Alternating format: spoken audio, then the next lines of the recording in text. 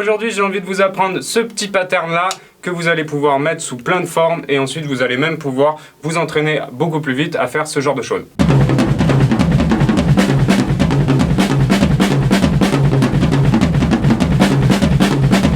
On va utiliser ces trois caisses. On retient direct, notre main droite elle va aller sur le tom basse, notre main gauche elle va aller sur le tom aigu. On va partir de la caisse claire.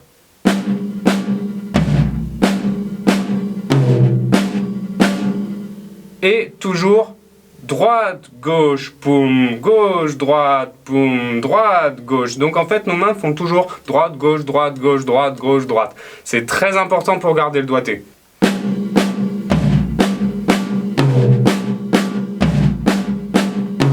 Vous voyez, droite, gauche, droite, gauche, droite, gauche, droite, gauche, droite, gauche, droite, droite, gauche, droite. Si jamais vous avez du mal à partir sur la caisse claire, vous pouvez aussi partir sur le tom, c'est-à-dire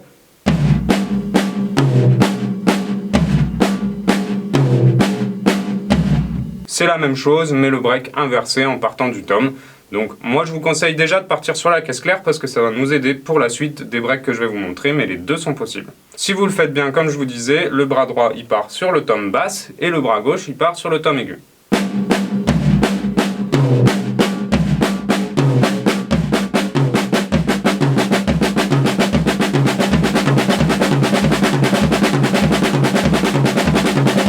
Ok, une fois qu'on a ça, on va le mettre dans une rythmique. Et c'est un break qui fait 2 temps. Donc si on compte, on a 2 fois 4 doubles croches.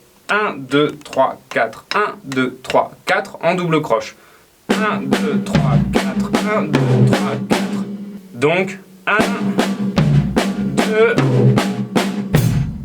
2. Ok, on peut s'entraîner à faire ça. Et retomber sur le charlet ensuite.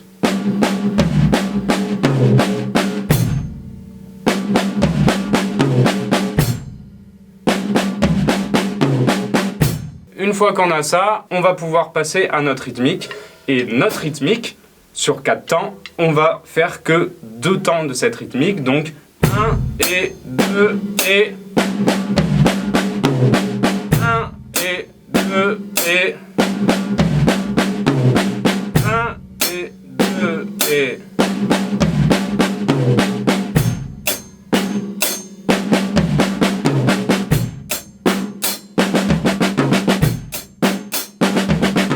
ok, maintenant qu'on a bien ce break là en tête, on va recommencer au début et enlever les toms. C'est comme si je faisais droite, gauche, vide, vide,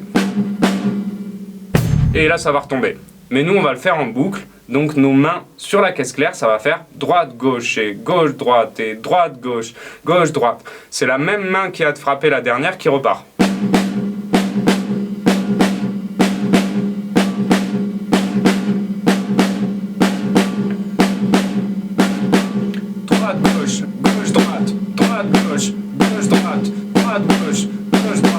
Pareil, ça on va accélérer une fois qu'on l'a.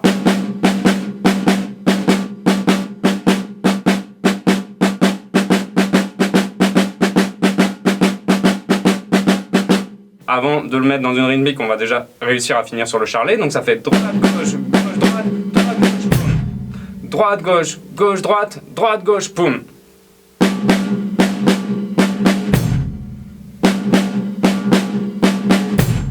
Ok, et une fois qu'on a ça, on le met dans une rythmique.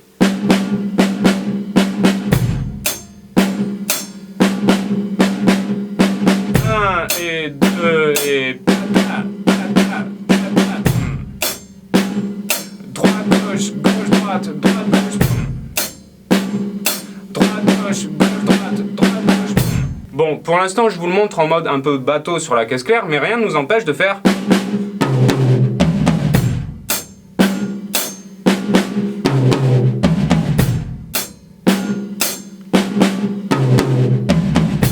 Et pourquoi je vous embête avec le doigté droite-gauche, gauche-droite? Parce que si à un moment vous avez envie de rajouter un coup comme ça au milieu de votre break, ben vous êtes toujours sur le bon doigté et vous allez bien retomber. À la fin, si je suis dans le mauvais sens et que je fais un gauche-droite, en gros ma main droite elle va devoir faire. Et ça, c'est pas bon du tout, vous allez perdre du temps, il vaut mieux que ça fasse droite-gauche.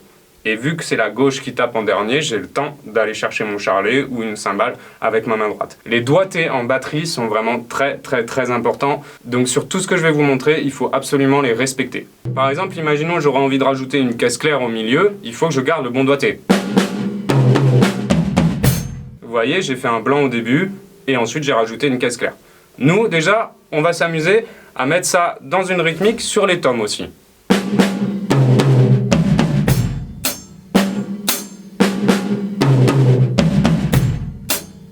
Et là, on improvise. Vous voyez, je suis passé sur tous les tomes, j'ai toujours fait droite, gauche, gauche, droite, droite, gauche, boum. Et j'aurais pu m'en aller ailleurs encore, et même une fois que vous avez les deux coups sur la même caisse, parce que c'est un peu plus facile au début, vous pouvez aussi... Par exemple, vous voyez là, j'ai carrément séparé mes bras, mais j'ai toujours fait droite, gauche, gauche, droite, gauche, boum. Ok? Donc on recommence et on essaye d'écarter les bras, de changer de caisse.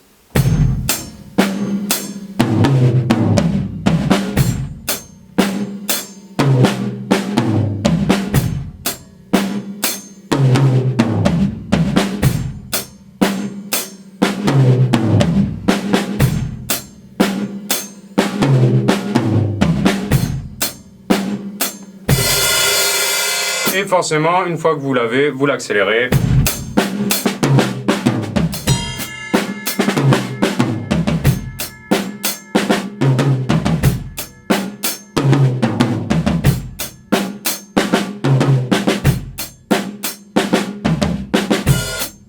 Et ainsi de suite.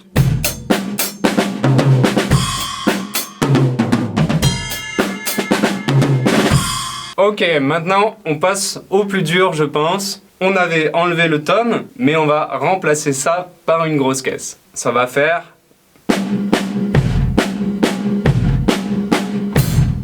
On va pouvoir, même là je suis retombé sur le charlet mais il n'y avait pas besoin parce qu'on va d'abord le travailler en boucle pour l'avoir vraiment bien.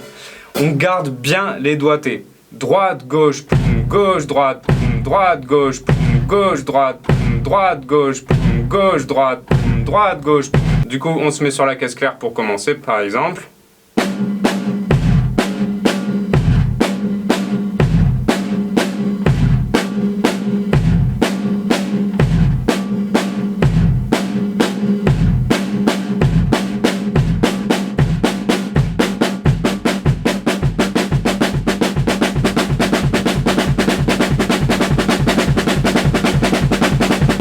On peut le faire aussi sur le tome parce que c'est un peu plus joli, la caisse claire elle nous casse les oreilles.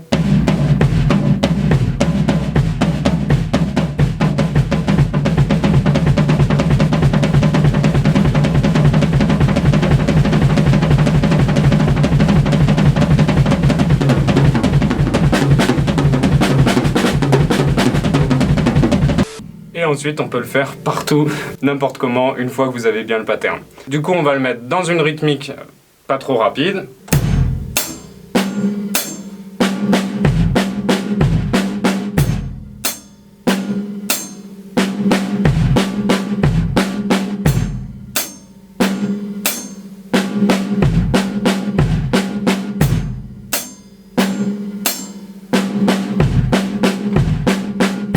Et une fois qu'on l'a bien, on l'accélère.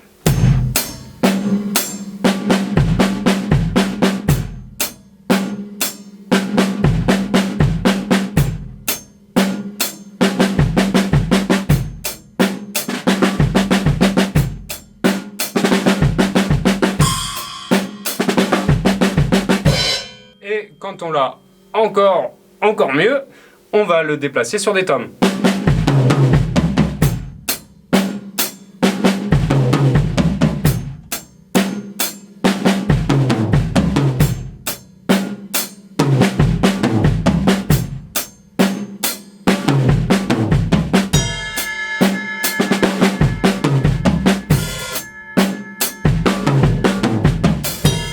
Ah, vous voyez ce que j'ai fait là instinctivement, c'est que j'ai même rajouté une grosse caisse avant, c'est-à-dire... Et on peut même direct partir avec ça.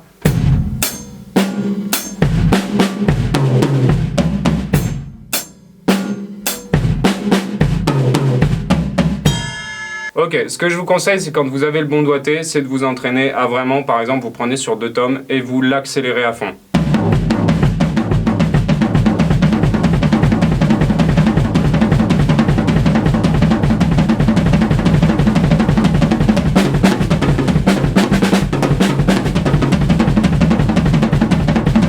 Ok, c'est fini pour cet épisode, j'espère que ça vous a plu. On se retrouve dans une prochaine vidéo, n'hésitez pas à liker, vous abonner et à bientôt sur votre longueur d'onde.